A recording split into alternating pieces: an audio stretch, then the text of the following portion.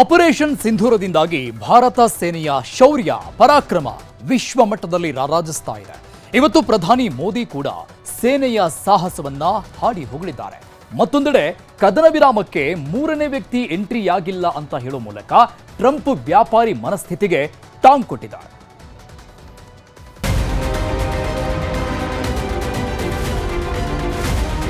Operation ಸಿಂಧೂರ ಪಾಕಿಸ್ತಾನ ಈ ಶಬ್ದ ಕೇಳಿದ್ರೆ ಕನಸಲ್ಲೂ ಬೆಚ್ಚಿ ಬೀಳುತ್ತೆ. ಹೋರಾಟ ನಿಂತಿಲ್ಲ, ಉಗ್ರರ ವಿರುದ್ಧ ಸಮರ ಮುಂದುವರಿಯುತ್ತೆ ಅಂತ ಪ್ರಧಾನಿ ಮೋದಿ ಘರ್ಜಿಸಿದ್ರು. ಈ ಮಾತಿನಿಂದಾಗಿ ನೆರೆ ದೇಶದ ನಾಯಕರು ಯಾವಾಗ ಏನಾಗುತ್ತೋ ಅನ್ನೋ ಆತಂಕದಲ್ಲಿದ್ದಾರೆ. ಅಷ್ಟೇ ಅಲ್ಲ, ಮತ್ತೊಂದೆಡೆ ವಿಶ್ವ ರಾಷ್ಟ್ರಗಳೆದುರು ಪಾಕ್ನ ನಿಜವನ್ನ ಬಯಲು ಮಾಡೋ ಎಲ್ಲ ಕೆಲಸಗಳು ನಡೀತಿವೆ. ಹೀಗಿರುವಾಗ ಇವತ್ತು ಪ್ರಧಾನಿ ಮೋದಿ ಮನ್ ಕಿ ಬಾತ್ ಕಾರ್ಯಕ್ರಮದಲ್ಲಿ ಭಾರತೀಯ ಸೇನಾಪಡೆಯ ಪರಾಕ್ರಮವನ್ನ ಹಾಡಿ ಹೊಗಳಿದ್ದಾರೆ. ಆಪರೇಷನ್ सिंदूरनिंदा नव भारतದ उदय ಅಂತ ಬಣ್ಣಿಸಿದ್ದಾರೆ. ऑपरेशन सिंदूर के दौरान हमारी सेनाओं ने जो पराक्रम दिखाया है, उसने हर हिंदुस्तानी का सिर ऊंचा कर दिया है. जिस प्रिसिजन के साथ, जिस सटीकता के साथ हमारी सेनाओं ने सीमा पार के आतंकवादी ठिकानों को ध्वस्त किया, वो अद्भुत है. ऑपरेशन सिंदूर ने दुनिया भर में आतंक के खिलाफ लड़ाई को नया विश्वास और उत्साह दिया है. साथियों, ऑपरेशन सिंदूर सिर्फ एक सैन्य मिशन नहीं है, ये हमारे संकल्प, साहस और बदलते भारत की तस्वीर है. ಎನ್ಡಿಎ ಸಿಎಂಗಳ ಸಭೆಯಲ್ಲಿ ಸೇನೆ ಶೌರ್ಯಕ್ಕೆ ಶ್ಲಾಘನೆ. ದೆಹಲಿಯಲ್ಲಿ ಎನ್ಡಿಎ ಮೈತ್ರಿಕೂಟದ ಮುಖ್ಯಮಂತ್ರಿಗಳು ಮತ್ತು ಉಪಮುಖ್ಯಮಂತ್ರಿಗಳ ಸಭೆ ನಡೆಸಲಾಯಿತು. ಪ್ರಧಾನಿ ಮೋದಿ ನೇತೃತ್ವದಲ್ಲಿ ನಡೆದ ಸಭೆಯಲ್ಲಿ ಕೇಂದ್ರ ಸಚಿವರಾದ ಅಮಿತ್ ಶಾ, ರಾಜನಾಥ್ ಸಿಂಗ್ ಮತ್ತು ಭಾರತೀಯ ಜನತಾ ಪಕ್ಷದ ಅಧ್ಯಕ್ಷರಾದ ಜೆಪಿ ನಡ್ಡಾ ಸೇರಿದಂತೆ 19 ಮುಖ್ಯಮಂತ್ರಿಗಳು ಮತ್ತು ಉಪಮುಖ್ಯಮಂತ್ರಿಗಳು ಭಾಗವಹಿಸಿದ್ರು. ಈ ವೇಳೆ ಸಶಸ್ತ್ರ ಪಡೆಗಳ ಶೌರ್ಯ ಮತ್ತು ಪ್ರಧಾನಿ ನರೇಂದ್ರ ಮೋದಿಯವರ ಧೈರ್ಯಶಾಲಿ ನಾಯಕತ್ವವನ್ನ ಶ್ಲಾಘಿಸುವ ನಿರ್ಣಯ ಅಂಗೀಕರಿಸಲಾಯಿತು. ನಿರ್ಣಯವನ್ನ ಶಿವಸೇನಾ ನಾಯಕ ಮತ್ತು ಮಹಾರಾಷ್ಟ್ರ ಉಪಮುಖ್ಯಮಂತ್ರಿ ಏಕನಾಥ್ ಶಿಂಧೆ ಪ್ರಸ್ತಾಪಿಸಿದ್ರು.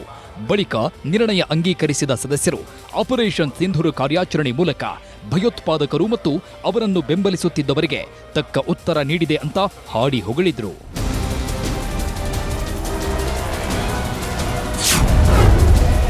ಕದನ ವಿರಾಮದಲ್ಲಿ ಮೂರನೇ ವ್ಯಕ್ತಿ ಮಧ್ಯಸ್ಥಿಕೆ ಇಲ್ಲ. ಎನ್ಡಿಎ ಸಿಎಂಗಳ ಸಭೆಗೆ ಹೇಳಿದ ಪ್ರಧಾನಿ ಮೋದಿ. ಭಾರತ ಪಾಕ್ ಮಧ್ಯೆ ನಡೆದ ಸಂಘರ್ಷದಲ್ಲಿ ವಿಶ್ವದ ದೊಡ್ಡಣ್ಣ ಅಮೆರಿಕ ತನ್ನ ವ್ಯಾಪಾರಿ ಬುದ್ಧಿ ತೋರಿಸಿತ್ತು. ಎರಡೂ ದೇಶಗಳಿಗೆ ನಾನೇ ವ್ಯಾಪಾರದ ಭರವಸೆ ನೀಡಿ ಕದನ ವಿರಾಮಕ್ಕೆ ಒಪ್ಪಿಸಿದ್ದು ಅಂತ ಟ್ರಂಪ್ ಪದೇ ಪದೇ ಹೇಳ್ತಲೇ ಬಂದಿದ್ರು. ಈ ಬಗ್ಗೆ ಎನ್ಡಿಎ ಸಿಎಂಗಳ ಸಭೆಯಲ್ಲಿ ಖುದ್ದು ಪ್ರಧಾನಿ ಮೋದಿ ಪ್ರಸ್ತಾಪಿಸಿದ್ದಾರೆ. ಭಾರತ ಪಾಕಿಸ್ತಾನ ಕದನ ವಿರಾಮಕ್ಕೆ ಯಾವುದೇ ಮೂರನೇ ವ್ಯಕ್ತಿ ಭಾಗಿಯಾಗಿಲ್ಲ. ಕದನ ವಿರಾಮವನ್ನ ಕೋರಿ ಭಾರತವನ್ನ ಮೊದಲು ಪಾಕಿಸ್ತಾನವೇ ಸಂಪರ್ಕಿಸಿತ್ತು ಅಂತ ಸ್ಪಷ್ಟಪಡಿಸಿದರು. ಆಪರೇಷನ್ ಸಿಂಧೂರ್ಗೆ ಶಶಿ ತರೂರ್ ಮೆಚ್ಚುಗೆ. ಅಮೆರಿಕಾದಲ್ಲಿ ಪಾಕ್ ಉಗ್ರತ್ವದ ಬಗ್ಗೆ ಮನವರಿಕೆ. ವಿಶ್ವಮಟ್ಟದಲ್ಲಿ ಪಾಕಿಸ್ತಾನದ ಬಣ್ಣವನ್ನ ಬಯಲು ಮಾಡುವ ಸರ್ವಪಕ್ಷಗಳ ನಿಯೋಗದ ಪ್ರಯತ್ನ ಮುಂದುವರೆದಿದೆ. ಅಮೆರಿಕ ಪ್ರವಾಸದಲ್ಲಿರೋ ಕಾಂಗ್ರೆಸ್ ನಾಯಕ ಶಶಿ ತರೂರ್ ನೇತೃತ್ವದ ನಿಯೋಗ 26/11 ದಾಳಿ ನಡೆದಿದ್ದ ವರ್ಲ್ಡ್ ಟ್ರೇಡ್ ಸೆಂಟರ್ಗೆ ಭೇಟಿ ನೀಡಿದ್ರು. ಈ ವೇಳೆ ದಾಳಿಯಲ್ಲಿ ಸಾವನ್ನಪ್ಪಿದವರಿಗೆ ಶ್ರದ್ಧಾಂಜಲಿ ಅರ್ಪಿಸಿದ್ರು.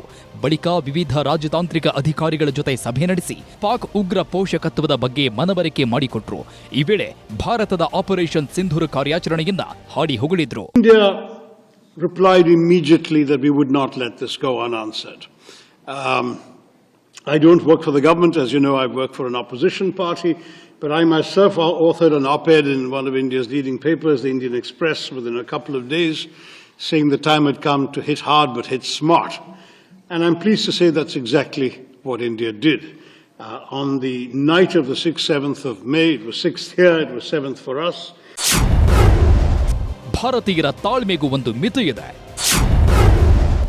ಬಹ್ರೇನ್ನಲ್ಲಿ ಗುಡುಗಿದ ಎಐಎಂಐಎಂ ಸಂಸದ ಓವೈಸಿ.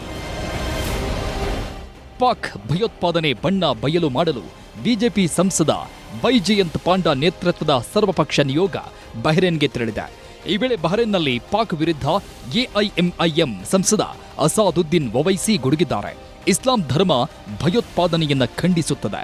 ಆದರೆ ಅಮಾಯಕ ಜನರನ್ನ ಕೊಂದು ಅದನ್ನು ಸಮರ್ಥಿಸಿಕೊಳ್ಳಲು ಧರ್ಮವನ್ನ ತಪ್ಪಾಗಿ ಬಳಸಿಕೊಳ್ಳುತ್ತಿದ್ದಾರೆ ಅಂತ ಕಿಡಿಕಾರುತ್ತಾ ಪಾಕಿಸ್ತಾನಕ್ಕೆ ಎಚ್ಚರಿಕೆ ಕೊಟ್ಟರು. Comes to the integrity of our country, it is high time that the neighboring country understands, and I would hope and request that the Bahraini government would help us in bringing back Pakistan in grey list of FATF, because this money has been used to support those terrorists.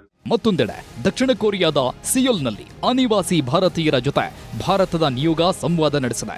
ಜೊತೆಗೆ ಅಲ್ಲಿನ ರಾಜತಾಂತ್ರಿಕ ಅಧಿಕಾರಿಗಳನ್ನ ಭೇಟಿಯಾಗಿದೆ.